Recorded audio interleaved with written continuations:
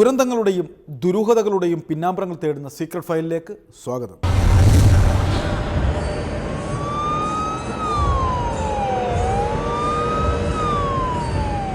Secret ഫയലിൻ്റെ ദുരന്തപൂർണമായ ഒരു episode ഇവിടെ ആരംഭിക്കുകയാണ്. ഇന്ന് ഞങ്ങൾ പറയാൻ പോകുന്ന സംഭവം നടന്നത് കൊല്ലം ജില്ലയിലെ പട്ടത്താനം എന്ന ഗ്രാമത്തിലാണ്. സംഭവത്തിൻ്റെ രത്നം ചുരുക്കം ഇങ്ങനെയാണ്. 24 വയസ്സുകാരി യുവതി വിവാഹം കഴിഞ്ഞ് വെറും 6 മാസത്തിനുള്ളിൽ ഭർത്താവിൻ്റെ വീട്ടിൽ മരിച്ച നിലയിൽ കണ്ടെത്തി. യുവതിയുടെ മരണത്തെ ചൊല്ലി പല അഭ്യൂഹങ്ങളും നാട്ടിൽ പരന്നു. യുവതി പഠിക്കുവാനെടുത്ത വിദ്യാഭ്യാസ വായ്പ അടയ്ക്കുവാൻ കഴിയാത്തതിലുള്ള മനോദുഃഖം കാരണമാണ് യുവതി ആത്മഹത്യ ചെയ്തെന്നായിരുന്നു പോലീസിൻ്റെ കണ്ടെത്തൽ. പക്ഷേ ഈ കണ്ടെത്തലിനെ പാടെ അവഗണിക്കുന്ന നിലപാടായിരുന്നു യുവതിയുടെ വീട്ടുകാർ കൈക്കൊണ്ടത്. പിന്നീട് നടന്നത് യുവതിയുടെ വീട്ടുകാരും ഭർത്തൃ വീട്ടുകാരും തമ്മിലുള്ള നീണ്ട യുദ്ധമായിരുന്നു. ഞങ്ങൾ യാത്രയാവുകയാണ് യുവതിയുടെ മരണത്തിന് പിന്നിലെ യഥാർത്ഥ കാര്യകാരണങ്ങൾ തേടി.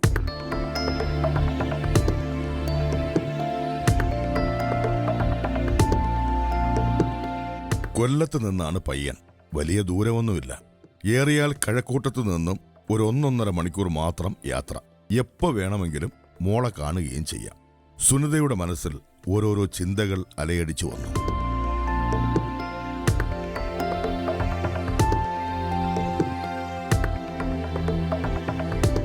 അച്ഛൻ 4 വർഷം മുമ്പ് മരിച്ചതിന് ശേഷം സുനിതയായിരുന്നു അനിലയ്ക്ക് അമ്മയും അച്ഛനുമെല്ലാം.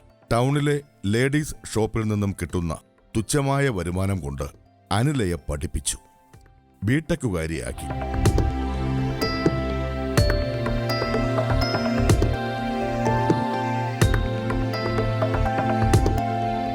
മാട്രിമോണി വഴി ഇവർ കൊല്ലത്തുനിന്ന് വിളിച്ചതാണ്. ഒരു അച്ഛൻ എന്നെ വിളിച്ച്, പയ്യൻ്റെ അച്ഛൻ. അങ്ങനെ കണ്ട് മോളിട്ടിരുന്ന് അപ്പോഴത്തേക്ക് പയ്യൻ്റെ അച്ഛനാണ് വിളിച്ചിട്ട് പറഞ്ഞിങ്ങനെ കൊല്ലത്തുനിന്നാണ് വിളിക്കുന്നത്, രാജൻ എന്നാണ് എൻ്റെ പേര്, മോളെ അയക്കുമെന്ന് ചോദിച്ചു. അപ്പം ഞാൻ പറഞ്ഞു നാളൊക്കെ ചേരുമെങ്കിൽ വന്ന് കണ്ട് എല്ലാവർക്കും താല്പര്യമാണെങ്കിൽ കെട്ടിക്ക്, ഞങ്ങൾക്ക് ഇഷ്ടം പോലെ ആളൊക്കെ ഉണ്ടെന്ന് പറഞ്ഞു. അപ്പം അങ്ങ് വെച്ചു. പിന്നെ നാളൊക്കെ നോക്കിയപ്പോൾ ചേരുമെന്ന് പറഞ്ഞിട്ട് അയാൾ തന്നെ ഇങ്ങോട്ട് ഒരു ദിവസം വിളിച്ച്, അച്ഛൻ തന്നെ വിളിച്ച് ഇങ്ങോട്ട് ചോദിച്ച്. അപ്പം ഞാൻ പറഞ്ഞു എനിക്കിവിടെ ആരുമില്ല, അച്ഛനൊന്നുമില്ല, കുട്ടിക്ക് സഹോദരനും അവർ അച്ഛൻ്റെ അനിയനും ഒക്കെയുള്ള അവർ വന്നോണം ആലോചിക്കാനെന്ന്.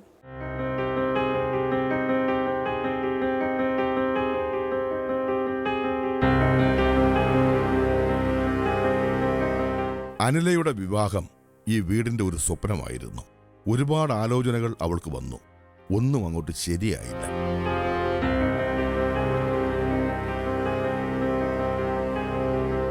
പക്ഷെ പട്ടത്താനത്ത് നിന്നും വന്ന ആലോചന മുറുകിയതുപോലെയായി.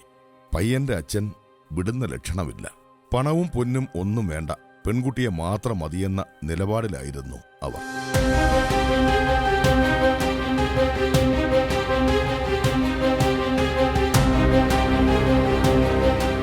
ഇവരച്ഛൻ നിരന്തരം വിളിയായി, വേണ്ടെന്ന് പറഞ്ഞിട്ട് നിരന്തരം വിളിച്ച്.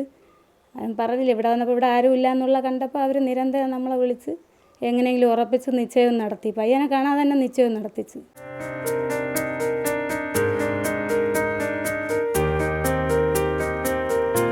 അനിലയുടെ കല്യാണം ഉറപ്പിച്ചു. ഗൾഫുകാരനായ സിവിൽ എഞ്ചിനീയറാണ് പയ്യൻ. കാഴ്ചയിലും സുമുഖൻ, നല്ല സാമ്പത്തികവും. പിന്നെ എന്ത് നോക്കാനാ? സുനിതയും വീട്ടുകാർക്കും പിന്നെ ഒന്നും ആലോചിക്കാൻ തോന്നിയില്ല. രാജന്റെയും ലളിതയുടെയും 3 ആൺമക്കളിൽ രണ്ടാമനായ അനീഷുമായിട്ടുള്ള അനിലയുടെ കല്യാണം നടന്നു, ആർഭാടമായി തന്നെ.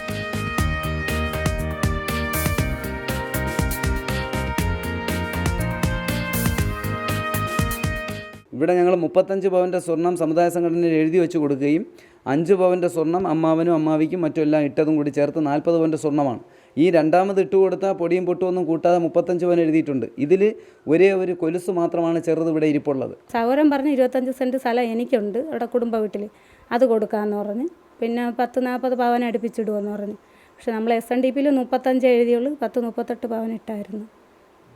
അപ്പോൾ ഒന്നുമില്ല, കഴുത്തി കിടന്ന താലിമാലയും ഒരു ബ്രേസ്ലെറ്റും ഒരു മോതിരവും കമ്മലും ഉള്ളു.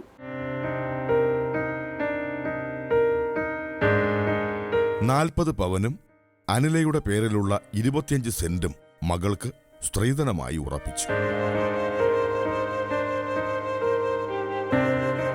ഇതിൽ 40 പവൻ സ്വർണവും കല്യാണ ചിലവും ആദ്യം നൽകി. ബാക്കി പിന്നീട് നൽകാമെന്ന കരാറിൽ ഇരു വീട്ടുകാരും സന്തോഷമായി തന്നെ പിരിഞ്ഞു.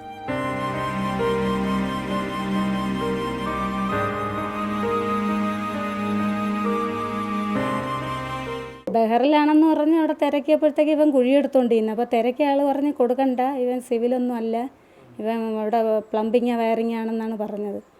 അപ്പോൾ നമ്മൾ പറഞ്ഞ് വേണ്ടാന്ന് പറഞ്ഞുകൊണ്ടിരിക്കുമ്പോൾ അവനോ അവൻ്റെ അച്ഛനോ വീണ്ടും കൂടെ വിളിച്ചിട്ട് പറഞ്ഞു, അയ്യ അത് ഞങ്ങൾ ഓഫീസിൽ പണിയും ചെയ്യണമുണ്ട്, വെളിയിലും കൂടെ വർക്ക് എടുത്ത് ചെയ്യണമെന്നാണ് പറഞ്ഞത്. കുഴി എടുക്കണമെന്നാണ് തിരക്കി അണ്ണൻ പറഞ്ഞത്. മുരുക്കുമ്പോഴുള്ള ഒരു അണ്ണനാണ് തിരക്കിയത്, കുഴി എടുക്കണം. അപ്പോൾ പറഞ്ഞ് നമ്മൾ അവൻ വെളിയിലെ വിസയും അല്ല വെളിയിലെ ജോലിയും ചെയ്യണുണ്ട്, കമ്പനിയിലും ജോലി ചെയ്യണമെന്നാണ് പറഞ്ഞത്. അവർ തിരക്കി ബഹറി ചെന്ന് ചോദിച്ചു നോക്ക്. ബഹറി ഇവരുടെ റൂമിൽ ചെന്ന് അവനെ തിരക്കി, അവൻ്റെ ജോലിയെല്ലാം അവിടെ തിരക്കി. അന്ന് അവൻ സിവിൽ എഞ്ചിനീയറായിട്ട് തന്നെ വർക്ക് ചെയ്യുമോ അവിടെ. അവർ വന്ന് തിരക്കി വെച്ചാൽ അവരുടെ സ്വന്തക്കാരി ചെന്ന് 2 പേര് ചെന്ന് അവരുടെ റൂമിൽ ചെന്ന് അവരെ കണ്ട് അവിടെ ജോലിയെല്ലാം തിരക്കി വെച്ചാൽ കല്യാണം അവർ പറഞ്ഞ കല്യാണം അവിടെ ഉറപ്പിക്കുന്നത്.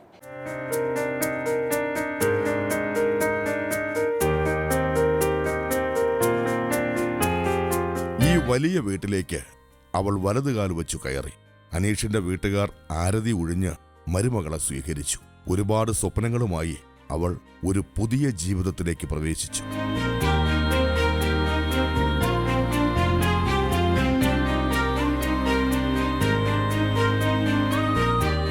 തന്നെയല്ല, നമ്മളങ്ങോട്ട് പോകണമെന്ന് പറയുമ്പോഴും കൊച്ചിന് അതിലൊരു താല്പര്യം കാണിക്കത്തില്ല.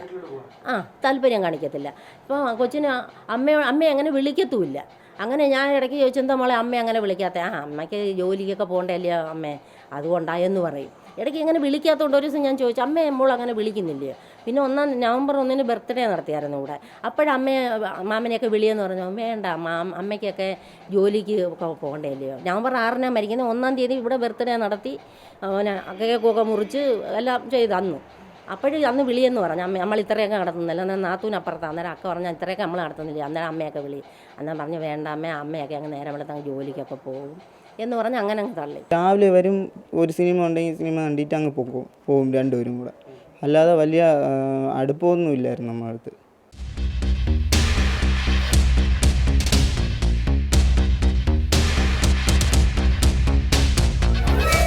ഒരു ഞെട്ടലോടെയാണ് അനില ആ സത്യം തിരിച്ചറിഞ്ഞത്.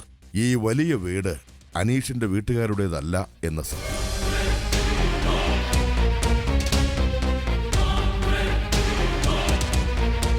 ഇത് വെറും വാടക വീടാണെന്ന യാഥാർത്ഥ്യം അവൾക്ക് കനത്ത അടിയായി മാറി. സ്വന്തം വീട്ടുകാരോട് പോലും പറയാതെ അവൾ ആ രഹസ്യം ഉള്ളിലൊതുക്കി.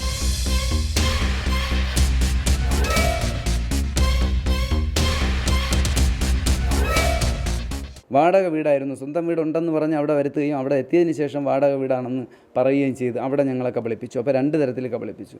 മൂന്നാമത് സ്വർണം മൊത്തവും വിറ്റ് അവൻ്റെ കടം തീർത്തു എന്ന് അവൻ സ്വമേധയാ സമ്മതിക്കുമ്പോൾ അതും കുട്ടിക്ക് മാനസികമായിട്ട് ദുഃഖം ഉണ്ടാക്കിയിട്ടുണ്ട്. ഇപ്പോഴും സ്വന്തമായിട്ട് വീട് ഇപ്പോഴും ഉണ്ട്. ഇപ്പോൾ അത് ഒറ്റയ്ക്ക് കൊടുത്തേ ഉള്ളൂ. 1 മാസമായതുള്ളൂ പാർട്ടി വന്നിട്ട്. കുറച്ച് ഈ സംഭവത്തിന് ശേഷം അത് നമ്മൾ താമസമൊക്കെ അങ്ങ് ഇട്ടിരിക്കുകയായിരുന്നു. നോക്കാൻ ആളില്ല. ഞാനങ്ങ് വേറെ എൻ്റെ വൈഫും കുട്ടികളോട്ട് ഞാൻ വേറെ. അപ്പോൾ എല്ലാ കാര്യവും വെച്ചാൽ അച്ഛനാണ് എല്ലാ കാര്യം. ഞങ്ങൾ ഇത്രയൊക്കെയെങ്കിലും അച്ഛനാണ് എല്ലാ കാര്യം നോക്കുന്നത്. ആരെയും അങ്ങനെ ഉത്തരവാദിത്തങ്ങളെല്ലാം ഏൽപ്പിക്കത്തില്ല. അപ്പോൾ അതുകൊണ്ട് ആ വീട് അങ്ങനെ നടക്കുന്നത്. ഇപ്പോഴത് പാർട്ടി ആയതുള്ളൂ. ഇപ്പോൾ 1 മാസം 1.5 മാസം കൊണ്ടുവന്നുള്ളേ വീട് ഇത്രേ ഉള്ളൂ.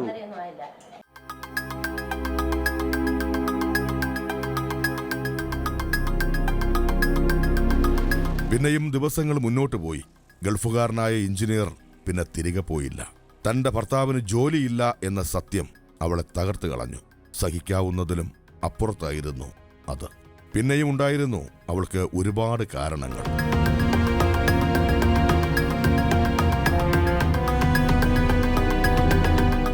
വരുമ്പം ഗൾഫിൽ നിന്ന് തന്നെ വന്നത്. കല്യാണം കഴിഞ്ഞിട്ട് പിന്നെ പോയിട്ടില്ല. മോളെയും കൊണ്ടുപോകും, ഫാമിലി വിസ ഉണ്ട് എന്നൊക്കെ പറഞ്ഞാണ് ഒരു കല്യാണം നടത്തിയത്. ഒരുമിച്ച് ആയതുകൊണ്ട് പോകണമെത്ര താല്പര്യം ഇല്ലായിരുന്നു. അവനും ഇല്ല അവൾക്ക് ഒട്ടുമില്ലായിരുന്നു. അതിവിടെ നാട്ടുകാർക്ക് വരെ അറിയാം. കാര്യം അവരിങ്ങനെ ഈ പറന്ന് നടക്കുമായിരുന്നു ഇവിടെ. അവരമ്മ യാതൊരു പ്രശ്നം ഉണ്ടായിട്ട് ഒന്നും കഴിയില്ല. അല്ലാണ്ട് വേറെ ഒന്നും പറയാനൊന്നുമില്ല. കമ്പനിയില്ല, ജോലിയില്ലെന്ന് വേണ്ട. ഇവിടെ അവൻ ട്രിയോ ബിൽഡേഴ്സിൽ വർഷങ്ങളായിട്ട് വർക്ക് ചെയ്തുകൊണ്ടിരുന്നതാണ്. ട്രിയോ ബിൽഡേഴ്സിൽ.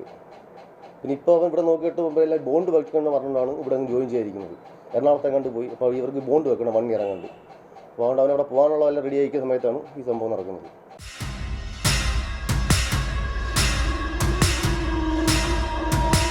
അനീഷിന്റെ വീട്ടുകാർ വളരെ വൈകിയാണ് ആ രഹസ്യം കണ്ടുപിടിച്ചത്. അനില ലക്ഷക്കണക്കിന് രൂപയുടെ കടബാധ്യതയുമായിട്ടാണ് ഈ വീട്ടിലേക്ക് വന്നു കയറിയതെന്ന്. ഏതാണ്ട് 3 ലക്ഷത്തോളമുള്ള വൻ കടബാധ്യത.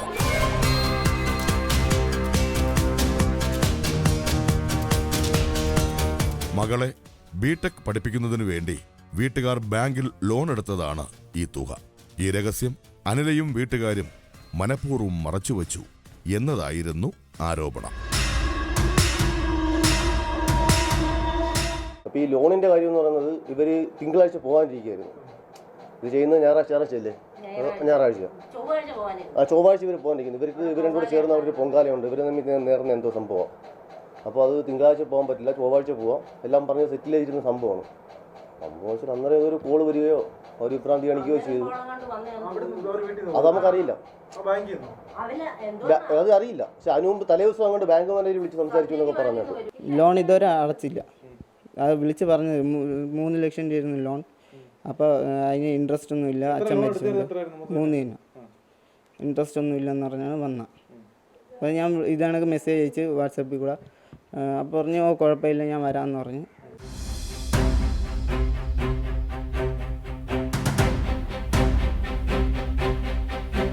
അനില തൂങ്ങി മരിച്ചു.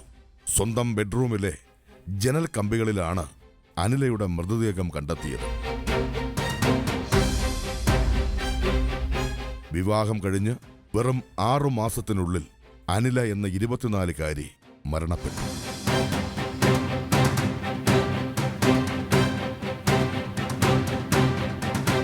വിവാഹം കഴിഞ്ഞ് വെറും 6 മാസത്തിനുള്ളിൽ ആരോടും പങ്കുവയ്ക്കാൻ കഴിയാത്ത എന്ത് രഹസ്യങ്ങളാണ് യുവതിയുടെ മനസ്സിൽ കടന്നുകൂടിയത്? അതങ്ങനെ യുവതിയുടെ മരണത്തിൽ കലാശിച്ചു. അതിൽ ഭർത്താവിൻ്റെ വീട്ടുകാർക്കുള്ള പങ്കെന്താണ്? കാണാം തുടർന്നുള്ള കാഴ്ചകൾ.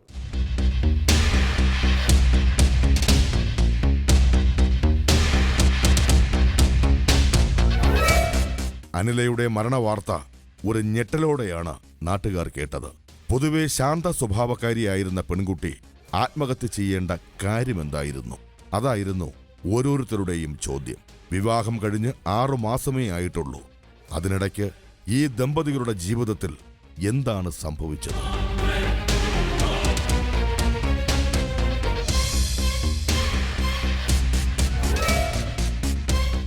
ഇത്രയും നാൾ ഞങ്ങൾ വന്നിട്ട് ഒരു ബഹളമോ ഒന്നും അവിടെ കേൾക്കാറില്ല.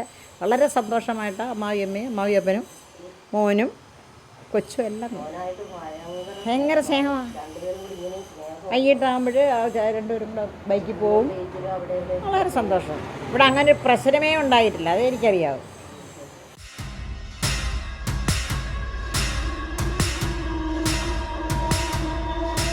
അനിലയുടെ മരണവുമായി ബന്ധപ്പെട്ട് പല ദുരൂഹതകളും ആ നാട്ടിൽ അലയടിച്ചു.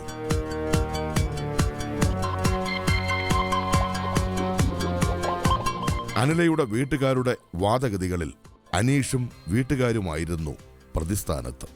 ആ ആരോപണങ്ങൾ ഇങ്ങനെയായിരുന്നു. നിരന്തരം സഹോദരിയെ വിളിച്ചുകൊണ്ടിരിക്കും, നമുക്ക് ഈ വിവാഹം വേണ്ട, ഇവിടെ അടുത്ത് എവിടെയെങ്കിലും അയക്കുന്നേ ഉള്ളെന്ന് പറയുമ്പോൾ ഒരു തരത്തിലും കേൾക്കാതെ നിരന്തരം വിളി തന്നെയാണ്. ഇനി ഞങ്ങൾ നല്ലതുപോലെ നോക്കിക്കോളാം, ഞങ്ങൾക്ക് ഫാമിലി വിസയുണ്ട്, അവൻ എൻജിനീയറാണ്, ഇപ്പോൾ ഫാമിലി വിസയും ഇല്ല, അവനും വിസയില്ല, അവന് തിരിച്ചു പോകാനും കഴിഞ്ഞില്ല. ഈ മാനസിക ദുഃഖങ്ങളെല്ലാം ഉണ്ട്. അവൻ മദ്യപിക്കുന്നു, സ്വർണം വിറ്റ് അത് അത്രയും തീർത്തു, അവൻ്റെ കടം തീർത്തു.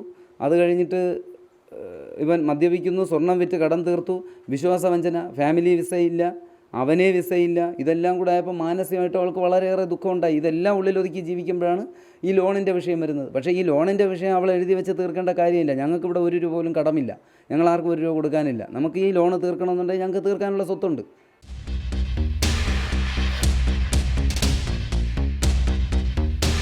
അനീഷിന്റെ വീട്ടുകാർക്ക് പറയാനുള്ളത് മറ്റൊന്നായിരുന്നു. അനിലയും വീട്ടുകാരും ചെയ്ത ഒരു കൊടും ചതിയുടെ വികാര പ്രകടനങ്ങൾ.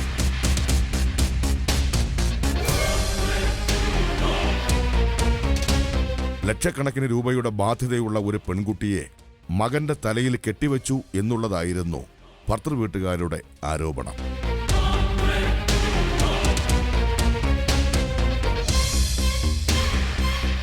$3,70,000 രൂപയാണ് എടുത്തത്. അതൊക്കെ എഴുതിയ ഇരിപ്പുണ്ട്, എടുത്തായിരുന്നു. അന്നേരം അത് അവർ ഒട്ടും അടച്ചിട്ടില്ല. 2010 ഇപ്പം 17 ആയില്ല. അപ്പോൾ ഇതുവരെ അടച്ചിട്ടില്ല. 4 വർഷം കഴിയുമ്പോഴായിരിക്കുമല്ലോ അടയ്ക്കേണ്ടുന്നത്. 2010 എടുത്തത്. അത് കാരണമാണോ ഏ ആ വിഷയമാണോ? ആ ആ വിഷയം നിങ്ങളോട് പറഞ്ഞില്ല ലോണുള്ള കൊച്ചാണെന്ന് പറഞ്ഞില്ല, പറഞ്ഞില്ല. ഒരു കടവ് പദ്ധതിയുള്ളത് പറഞ്ഞില്ല. നമ്മൾ ടീച്ചറിനറിയാം, ഉണ്ടെങ്കിൽ ഞാൻ ടീച്ചറിനെല്ലാം പറയത്തില്ലേ. ഇനി ഞങ്ങൾ ഈ ഇത് എഴുത്ത് പോലീസ് എടുത്ത് ഞങ്ങളെ വായിച്ച് കേൾപ്പിക്കുമ്പോഴാണ് ഇങ്ങനെ ലോൺ ഉണ്ടെന്ന് നമ്മളറിയുന്നത്. അത് വലിയ ചതി, നമ്മളെ അറിയിക്കാൻ ഏറ്റവും വലിയ ചതിയല്ലേ. മോനോടും പറഞ്ഞില്ല. മോനോട് ഏതാണ്ട് ഒരാഴ്ചയ്ക്ക് മുമ്പ് കൊച്ചിരുന്ന് കരയുന്നു, അങ്ങ് കരയുന്നു. അങ്ങനെ എന്താന്ന് ചോദിച്ചിട്ട് കൊച്ചു പറയത്തില്ല. ഒടുക്കം അവൻ പറയിപ്പിച്ചെന്താണ്. അപ്പോഴും പറയിപ്പിച്ചപ്പോൾ പറഞ്ഞ് ഇങ്ങനെ ലോൺ എടുത്തിട്ടുണ്ട് അതാ എന്ന് പറഞ്ഞു.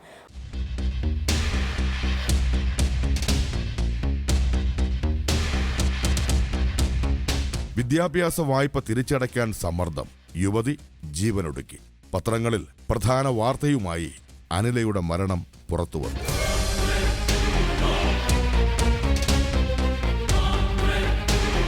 വിദ്യാഭ്യാസ വായ്പ തിരിച്ചടയ്ക്കണമെന്ന ബാങ്കിന്റെ നിർബന്ധത്തിൽ മനം നൊന്ത് യുവതി ജീവനൊടുക്കി. അപ്പോൾ അനിലയുടെ മരണത്തിന് കാരണക്കാർ വായ്പ നൽകിയ ബാങ്കായിരുന്നോ? വിവാദങ്ങൾ ഒന്നിനു പുറകെ ഒന്നായി കത്തിക്കയറി.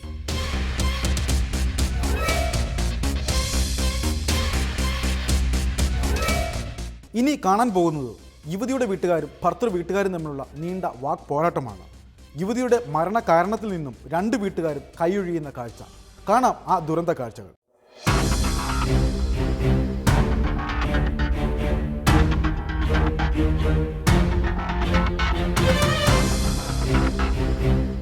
അനില മരണപ്പെട്ടു കിടന്ന മുറിയാണിത്. ഈ ജനൽ കമ്പികളിൽ ഷാൾ കെട്ടിയാണ് അനില ആത്മഹത്യ ചെയ്തത്, അല്ലെങ്കിൽ കൊലപ്പെടുത്തിയത്.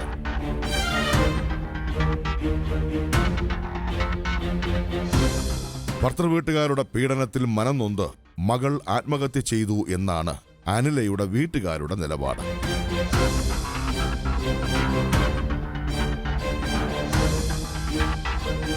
ഇപ്പോഴാണ് ഞങ്ങൾ അറിയണം അവിടെ ഇത്രയും അഴുക്ക സ്ഥലമാണെന്നുള്ളത്. ഈ പട്ടസ്ഥാനത്ത് ഇങ്ങനെയാണെന്നുള്ളത് ഒത്തിരി നേരത്തെ ഞങ്ങൾ അറിഞ്ഞെങ്കിൽ ഞങ്ങൾ കൊച്ചിനെ ഇനി പിടിച്ചെടുത്തേനെ. ഇവർ കൊല്ലാതെ ഞങ്ങൾക്ക് ഇനി തന്നാൽ മതി. അവരൊന്ന് സ്വർണ്ണം അവരുടെ എടുത്തോട്ടെ. ഞങ്ങൾ കൊച്ചിനെ ഞങ്ങൾ കൊല്ലാതെ ഇനി തരാം. അവർ കൊന്നതാണ്. അല്ലാതെ അവർ ധൈര്യമായിട്ട് ഞാൻ പറയാം എന്നെ അവർ കൊന്നതാണെന്ന്. ഇവിടെ കൊണ്ടുവന്നതിൻ്റെ അന്ന് ഞാൻ പറഞ്ഞു.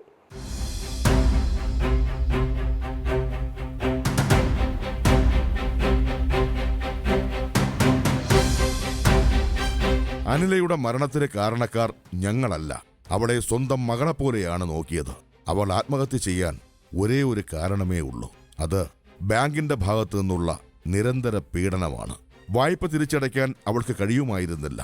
ആ വിഷമത്തിൽ അവൾ ആത്മഹത്യ ചെയ്തു. അതാണ് അനീഷിന്റെ വീട്ടുകാർ പറയുന്നത്.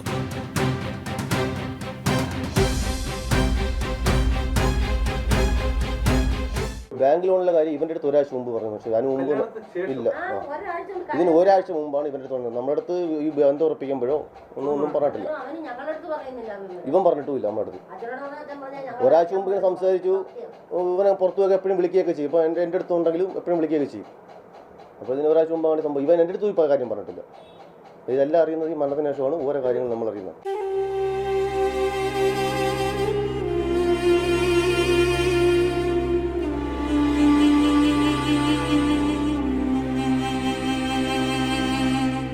വെറും 6 മാസം നീണ്ട ദാമ്പത്യ ബന്ധത്തിന് തിരശ്ശീലയിട്ടുകൊണ്ട് അനില ഈ മണ്ണിൽ ഉറങ്ങുന്നു.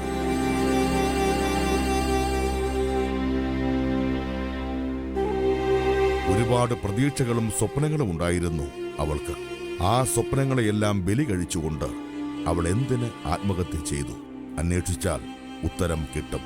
ഉത്തരം കിട്ടട്ടെ.